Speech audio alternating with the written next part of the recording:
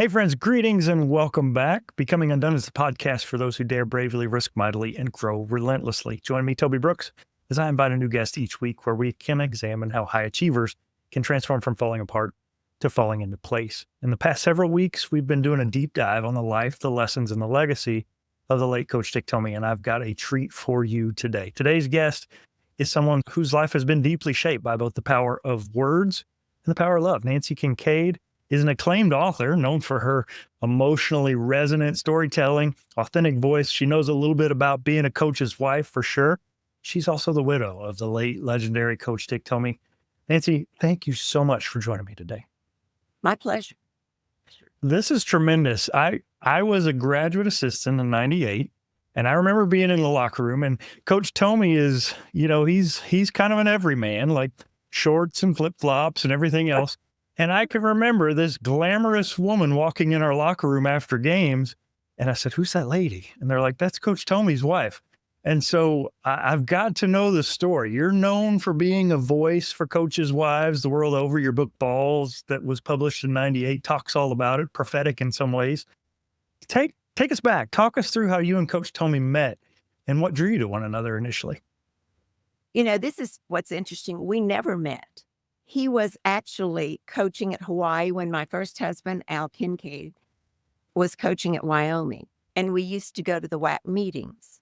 And he stood out to me at the WAC meetings because all the coaches had on their school paraphernalia.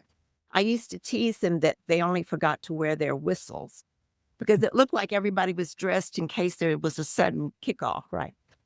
But not Dick Tomey. Dick Tomey would be wearing his aloha shirt and flip-flops. I didn't even know if he was a coach, right? And he just stood out that way. And he and Al Kincaid were great friends. So they would chat and talk. I knew that they enjoyed each other. They played a lot of golf together. I honestly was never introduced to him, nor did I introduce myself, nor did he introduce himself. So years went by. I wouldn't say I knew him. And then I was on a fellowship in Boston. And one day he called me up and he said, "Is this Nanci?" I said, "Yes." It was the olden days when your messages played out loud. And I had gotten an earlier message that said, "Hi, this is Dick Tomey. Da, da, da, da. I'll call you back." And I thought, oh my goodness, what has happened? Because I just associated with football. I didn't know I thought I'd just written Balls. I thought, he wants to talk me out of this book some way or another. I didn't know. But anyway, my daughter heard his message and she said, "Mom, why is the football coach calling you?" And I said, "It's a friend of your dad's, whatever." Anyway, we talked on the phone a little bit and he was coming to Boston and he said he was going to be stuck there for 3 days because he couldn't get a flight out. And I actually believed that at the time. And then he'd call back and say, "Can I recommend a hotel? Can I recommend a restaurant?" Anyway, he came to town and, Allie said, "Mom, why are you going to dinner with a coach?" I said, "Because he wants something. I don't know what it is. Because he doesn't know me, right?" And so he said, "Well, no more coaches." She loves her dad totally. But so we went to the Hasty Pudding. And when we got there, I learned so much about him. We ate in a fancy restaurant, so to speak. He doesn't really like fancy.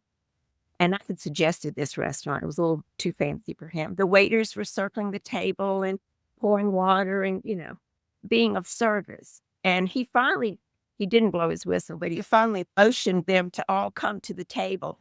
They gathered around the table and he put the menu. He said, "As long as this menu is standing upright on this table, don't come over here. We're trying to get acquainted. And we don't need all this interruption, and we don't need water. We got everything we need. When I put this down, come back." And I thought, look at this man. He's calling plays in the restaurant.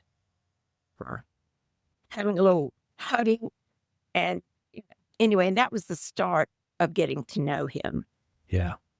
Well, it was a recruiting trip, I can tell. I know his players will love to hear this side of him. Dick Tomey has got some game. And I'd never met anybody like him. And we talked that first night and he didn't talk about football. And I really thought coaches mainly had football as their primary conversation with a little golf on the side. And so I was already prepared to ask him about his golf game, about his team, but that's not what he talked about. Yeah, that's tremendous. Thank you so much for sharing that story. He was known for his fierce loyalty and his character in football. What was he like at home, and what did his leadership look like around the house? You know, he was a thinker. And early on, when I got to know him, we were kind of disagreeing about something, probably how we were going to have a relationship when he lived in Arizona, which I didn't really know he lived there. I thought he was in Hawaii. So all of that had happened in his life. And I was living in Charlotte, North Carolina, whatever. And I'm trying to talk about all the reasons that this can't work, of course. And he said to me, Nance, don't you know the great thing about me? And I already knew there were many great things about him. This is just in a matter of weeks. But I said, what is the great thing about you? He said, Nance, I can learn. I'm a learner. And I thought that was the most romantic thing I'd ever heard anybody say and I remember saying, oh my gosh, that's what I want to be. I want to be a learner. I want to be somebody that can learn. And, it's not what you expect the stereotypical coach to say in moments like this, but I knew it was true. Yeah, absolutely. He was quite possibly the most tenderhearted but tough coach. I mean, it just doesn't make sense if you were to look at like the stats of his personality on a sheet to be that fierce and that tough on people and expect the most out of him. But he loved people with his whole heart. And so that totally aligns with what I've heard time and time again from former coaches, from athletes, and everyone in between. It's true. So I want to talk through that 2000 season. That was tough. And you saw Coach from that 98 season, the highest of highs, and then 2 years later to go through what he went through. And that was hard on everyone, but I could tell, even from my vantage point, that it weighed on him, not just because he wasn't winning, but because these people that he loved like family were going to have to look for new jobs. And it was a weight around him as that season wore on.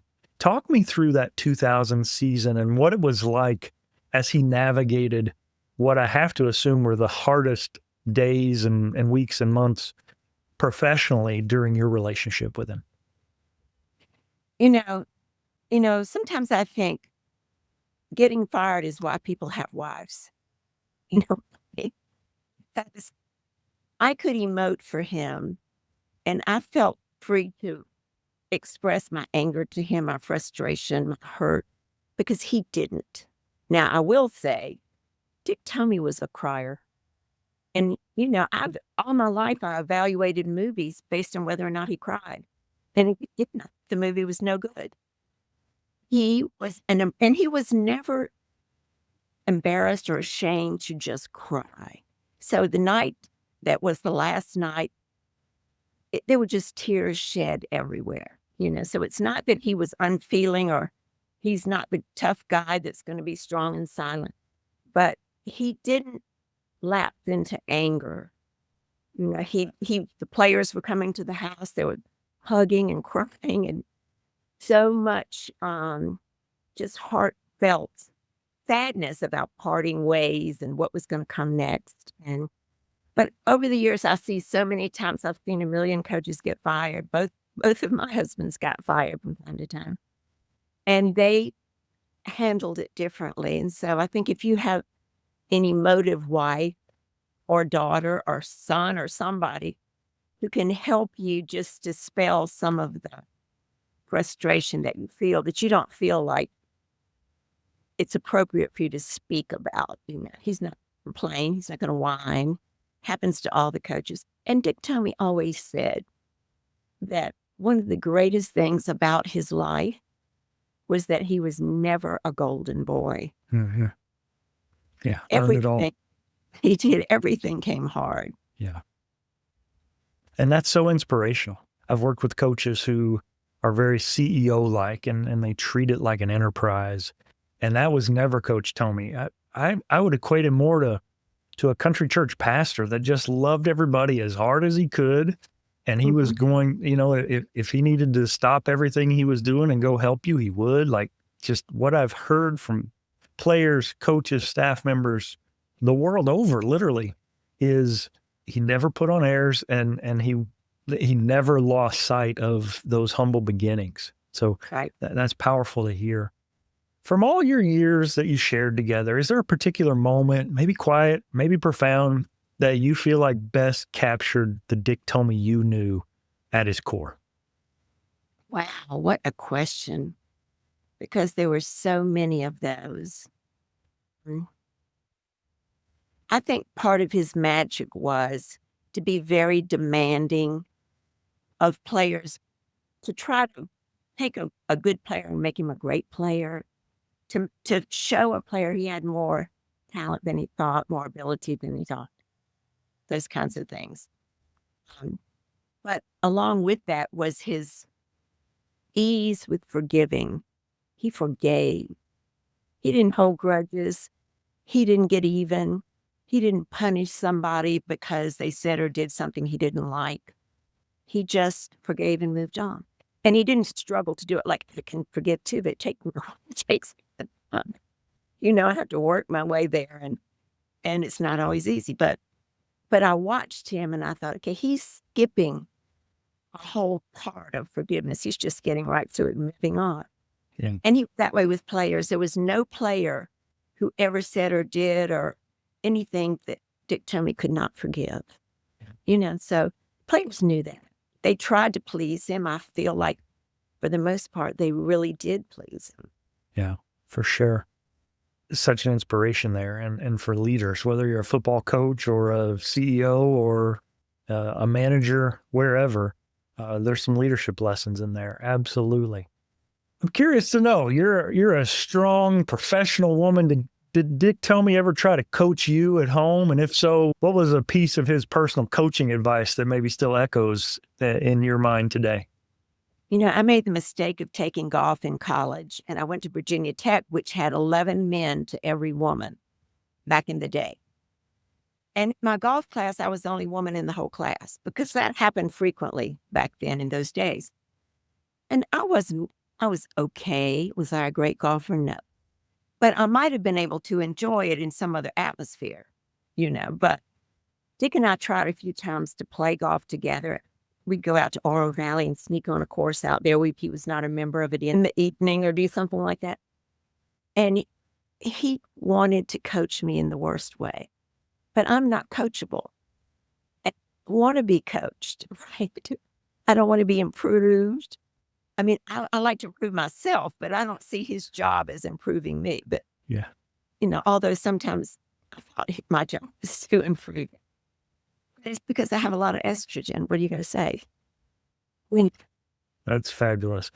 My wife listens to these, and she will definitely relate to that as well.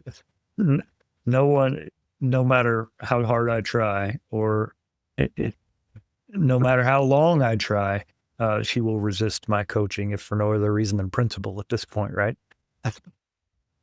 Well, we often hear about Coach Tomey's impact on players' lives beyond football. What do you think he hoped to teach them about life or manhood or character? I've heard players talk about how coach would organize things where you would actually meet with their girlfriends or wives. Mhm. Talk to me a little bit about that part of his legacy. One thing he did, and I appreciate it so much, that's such a fond memory, is he once asked me to speak to the team. I think he allotted me maybe 30 minutes, maybe 45 minutes to speak to the team about men and women as I understood it.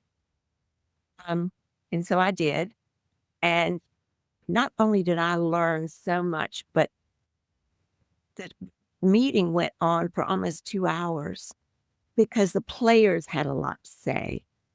And I tried to talk about, how men are quiet and hold things in. One player, and I don't think, well, I won't use his name because he might not want me to. But one player stood up and he talked about, he confided in his girlfriend something that was on his mind and bothering him.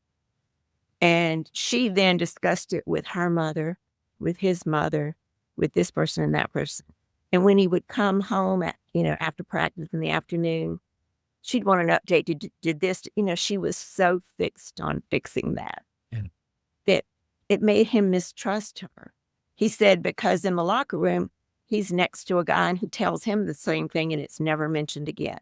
The guy never asked him, how it's going, what's happening. He just dropped it and it's gone. And that's the way he was comfortable. So we talked about how it is a man's world and men can validate themselves if they choose to. In the world of women, reality is collaborative.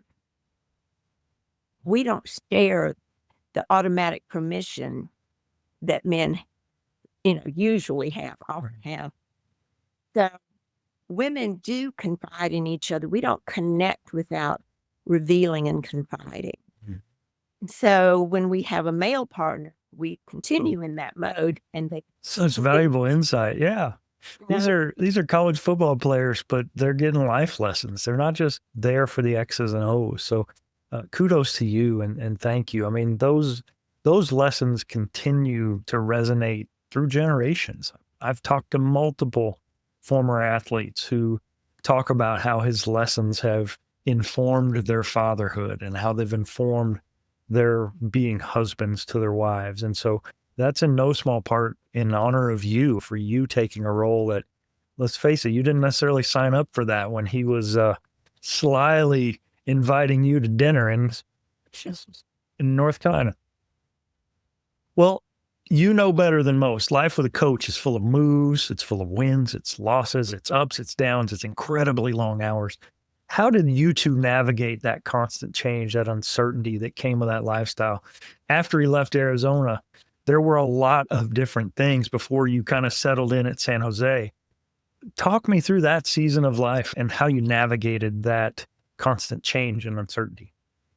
Well, between Dick and me, we had 4 children, but they were practically adult children. So I think that did make it a little easier for us.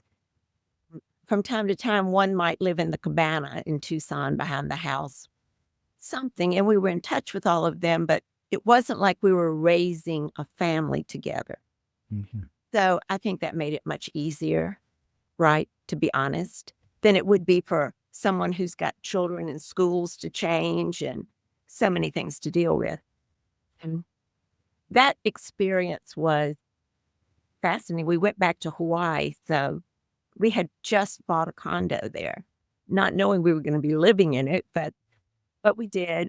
And from that point, we just, year to year, we just made up a new year. And, he went to the 49ers with Terry Donahue for a year.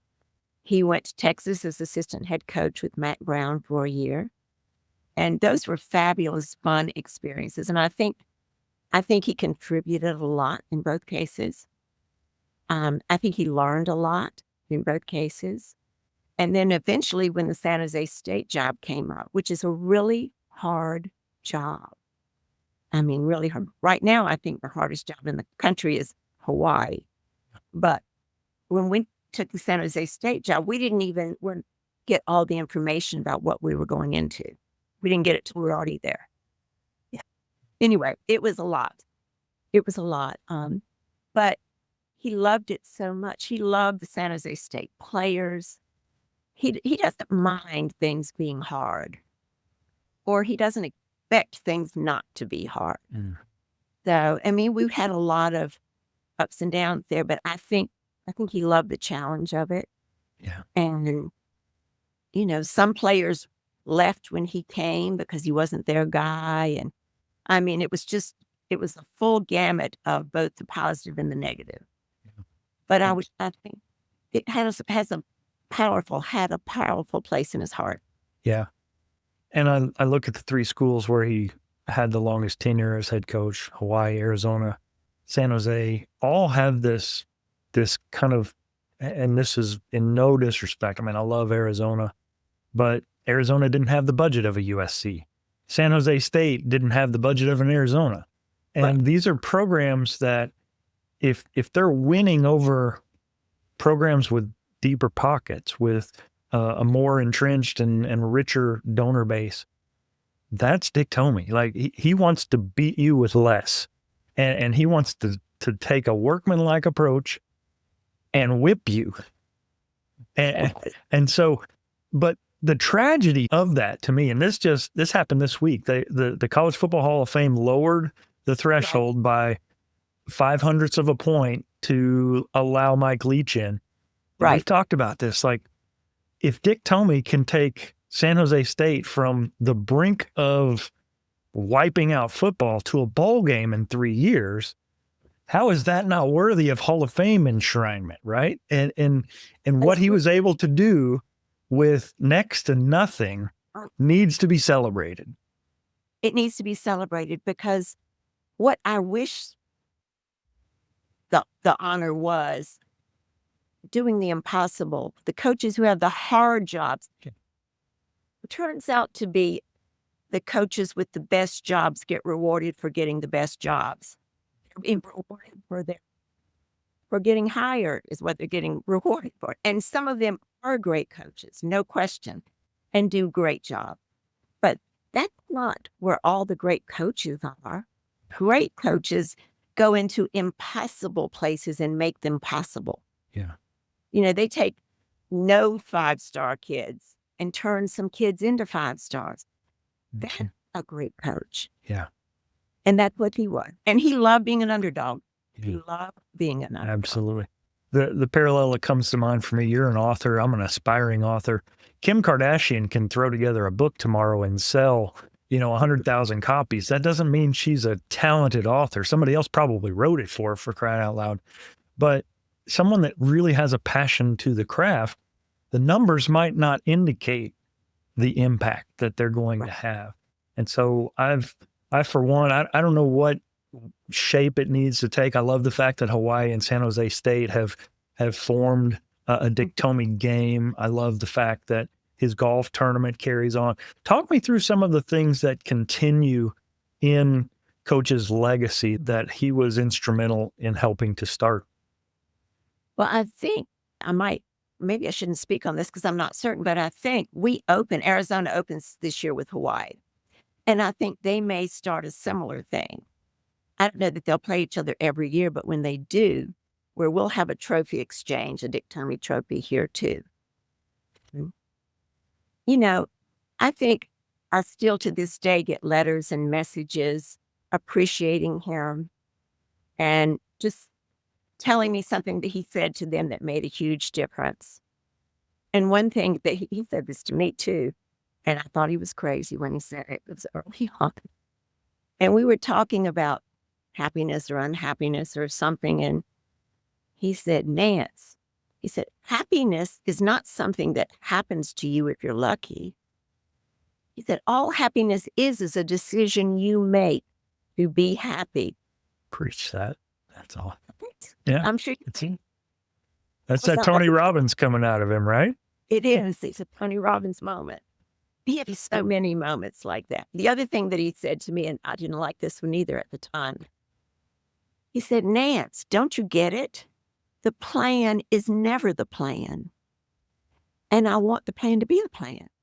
I mean, he made the plan. Let's stick to the plan. He never stuck to a plan. He changed every plan. Even if it's a team going somewhere, he changed the time, he changed the meeting. And at San Jose State, the players used to laugh because he said, okay, guys, all right, now Tuesday's going to be our Thursday. Thursday's going to be our Monday. He changed things. The goal is always the goal, but the plan can always change to improve itself. So, and if you think about it, that's what a leader that loves does, because to mindlessly just plod ahead with a plan because it looks good on paper doesn't always serve people the best. And so being flexible like that, I think, is a hallmark of a leader that loves and cares. So that definitely fits. Well, it's been a little over 5 years since we lost him. And in some ways, it seems like hardly a moment's passed. And in other ways, so much in the world has changed since 2020. Talk me through the years after and what him being a part of your life has meant for you moving on after he's passed. Well, there are some people who might think I haven't moved on. But for one thing, I wake up and I think, Nanci, you are in Tucson, Arizona. What are you doing? Because I mean, I come from the South, not that I'm particularly Southern at this point. What am I doing in Tucson, Arizona? But it's not unheard of that I'm here. I think of this as his place. Yeah. Because Hawaii was his place and we would have lived there forever had not our children and grandchildren all been on the mainland. So we didn't want to miss their growing up and just the family, right? So we decided to leave Hawaii and move to the mainland. And this is where he chose to come because he loves Tucson too and Arizona. And we came back here having no idea what a short time we had. And then, you know, we have our daughter and son-in-law and their children who moved here. We have Rich and Rochelle Tomey right down the road in Scottsdale. And then we have Dick's daughter in California and my other daughter in Charlotte, North Carolina. Her husband is a coach at the Panthers. So I've just made this home. Yeah. I've made this home. Mhm. Now, that doesn't mean I have learned to live with no humidity. Not. And I may never. But here I am. So You've got that southern skin. You have to apply lotion regularly and hydrate and all those things. It's a dry heat, but 120 is still heat. it's an experience. It really is. Absolutely. Well, one thing I love about Coach Tomey is he never took himself too seriously, and he was known for some funny moments. I know it's probably going to be impossible for you to pick out the best, but give us just a sliver, a taste. What's a hilarious Dick Tomey behind the scenes moment that you could share with the listeners? Oh my gosh, hilarious. I don't know. I do know that unlike me, Dick read all his negative press. He listened to all the criticism of him.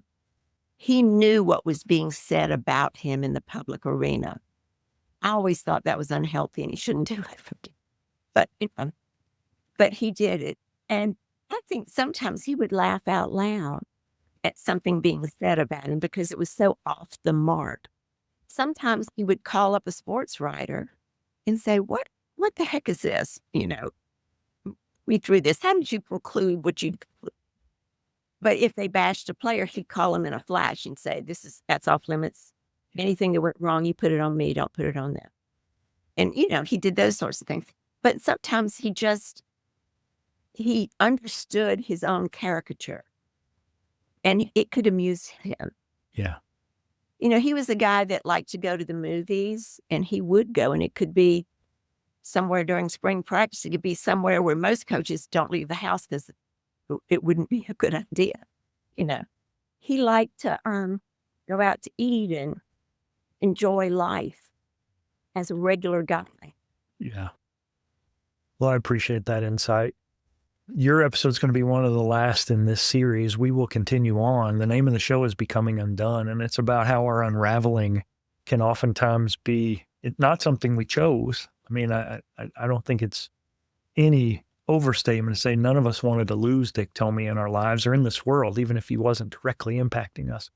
But the fact of the matter is, we owe it to his legacy to build upon it. So the idea behind Becoming UnDone is we take that unraveling and we're able to stitch together something even more powerful. So knowing that you've been through this, what words or encouragement could you offer a listener who's maybe grieving, unraveling, trying to rebuild after a loss like you've encountered? You have to reinvent yourself a little bit. And that's a good thing. That's a good thing. I think I just came back from Pebble Beach to the coaches classic golf tournament that Dick Tomey and Paul Spangler began. Now this next one will be 35 years ago. Yeah. And we had 30 teams of 4, wides all included. So it was a really big crowd. And although he's been gone for quite a while, he's there. I feel him every time I go to Pebble Beach. people talk about it. His presence is felt. And even people who weren't lucky enough to know him, who are new coaches, younger coaches, who are coming to Pebble Beach maybe for the first time, I think they feel that something extraordinary is represented there. And I went to Waimanalo when T-Mac, the great player here, when T-Mac was drafted by the Carolina Panthers, where my son-in-law coaches, the way. I'm pretty excited about that. A group of us from Arizona flew to Hawaii, and we went to a huge celebration party that T-Mac and his mother and father and family put on to thank the community of Waimanalo. If anybody wonders why his nickname is Nala, people make up all the things it means. It's because he loves Waimanalo and considers that his home. But they had 1,200 guests there. 1,200. They had 5 bands. They had the people in the community made the most fabulous food. And I walked everybody's Polynesian, almost everybody, except maybe this little posse from Arizona. And I walked into this gathering. I was so emotional, I really thought I would cry because he was there. That is what he would have been the happiest guy in a setting like that. He believes that he learned so much from the Polynesian cultures. Yeah. So powerful. And I'm at a loss for words, but you're absolutely right. That culture aligned so well with who he was. And I've often made this statement that he's just this little white guy from middle America, but he's so aligned with that Ohana, and then took that to Tucson, and then took that to San Jose, and not only took it, spread it every freaking where he went. Here's the thing, Toby. If you asked Dick Tomey where he's from, he never said Indiana. He always said Hawaii. Like he's like a Hawaiian kid that grew up in Hawaii, but no. But he became himself in Hawaii. Yeah. And he just kept that aloha about him. Yeah.